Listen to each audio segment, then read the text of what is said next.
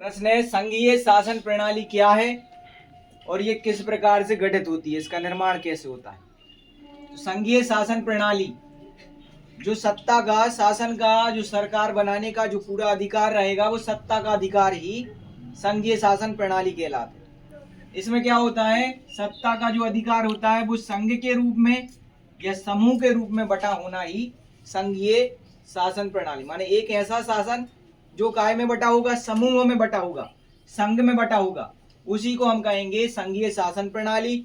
और ये संघ या समूह कितने हो सकते हैं, दो प्रकार के हो सकते हैं, एक केंद्र सरकार और एक राज्य सरकार।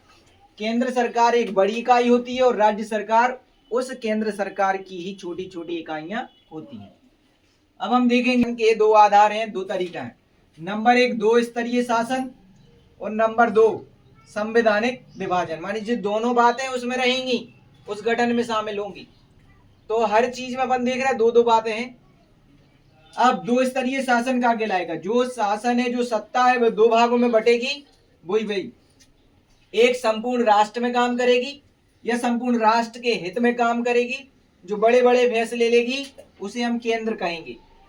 और एक संपूर्ण क्षेत्र में या प्रांत में काम करेगी, उसको हम कहेंगे राज्य। राज्य की व्यवस्था है वो राज्य की व्यवस्था होती। तो गठन जो है, गठन करने के दो तरीके हैं या दो आधार हैं। इन दो आधार पे ही कहीं भी शासन का जो गठन है वो होगा या काम होगा।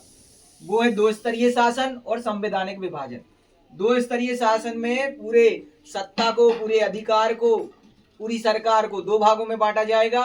एक उसके संपूर्ण केंद्र को संभालेगी और केंद्र की छोटी छोटी इकाइयों को संभालेगी, दो तरह से शासन। अब संविधान विभाजन का है, स्पष्ट रूप से अधिकार, शक्तियां और कर्तव्य, कौन के क्या अधिकार रहेंगे, कौन की क्या शक्तियां रहेंगी, कौन के क्या कर्तव्य रहेंगे, ये दोनों ही इन दोनों के बीच में विभाजित हो जाएंगे संविधान के अनुसार। आधी शक्तियां इसको मिलेंगी, आधी शक्तियां इसको मिलेंगी, लेकिन मुख्य रूप से मेन पावर जो रहेगा वो केंद्र को ही रहेगा। अब गठन का तरीका, कैसे गठन हुई है। गठन दो प्रकार से होगा। नंबर एक, साथ आकर गठन, और नंबर दो, साथ लेकर गठन। इसको हमें थोड़ा अच्छे से समझना। छोटी छोटी चीजें मिलके एक बड़ी बनेंगी और एक चीज बड़ी पहले से होगी, अब वो छोटी छोटी चीजों को तैयार करेगी या उसमें छोटे छोटे ग्रुप तैयार करेगी। साथ आकर में क्या होगा, स्वतंत्र राज्य हैं, छोटे छोटे राज्य हैं स्वतंत्र, उन्होंने सपोर्ट करके एक बड़ा संघ बनाया, बड़ा समूह बनाया, जिसे हम कहेंगे संयुक्त राज्य अमेरिका, यूएसए।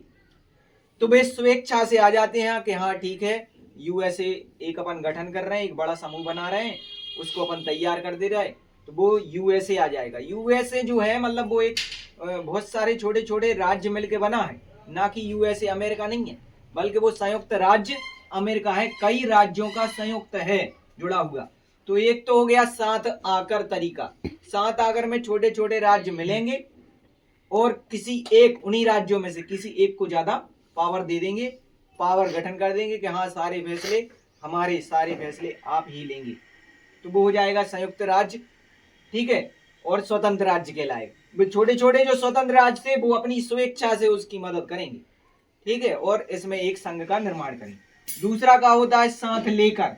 साथ लेकर में क्या होगा कि कोई बड़ा देश है, वो अपने छोटे छोटे राज्यों का गठन करेगा और उसमें मेन जो पावर है, जो शक्ति है, वो कौन की रहेगी, केंद्र की ही रहेगी। जैसे भारत और स्पेन, इसमें दो तरह की देश अपन ने उदाहरण देख लिया। इसको हमें इस तरह से समझना है कि एक छोटे छोटे राज्य मिलकर बड़ी चीज बना रहे और एक पहले से बड़ा है, उसमें छोटे छोटे राज्यों का गठन हो रहा है। इस तरह से ये दो स्तरीय शासन प्रणाली की तरह से काम करते हैं। यहाँ भी दो स्तर होते हैं और यहाँ भी दो स्तर होते हैं। बड़ा स्तर जो है इधर छोटे छोटे स्तरों से मिलकर बनता है, इधर क्या है, पहले से एक बड़ा स्तर होता है और उसमें फिर छोटे स्तरों का गठन होता है। ये कहलाता है संघीय। संघीय माने संघ माने कहलाता है समूह वाला शासन। ग्रुप बांट दी कि तुम उधर का क्षेत्र देखो, तुम उधर का क्षेत्र देखो और तुम दोनों पे हम कंट्रोल करेंगे, ऐसा कहलाता है संघीय शासन।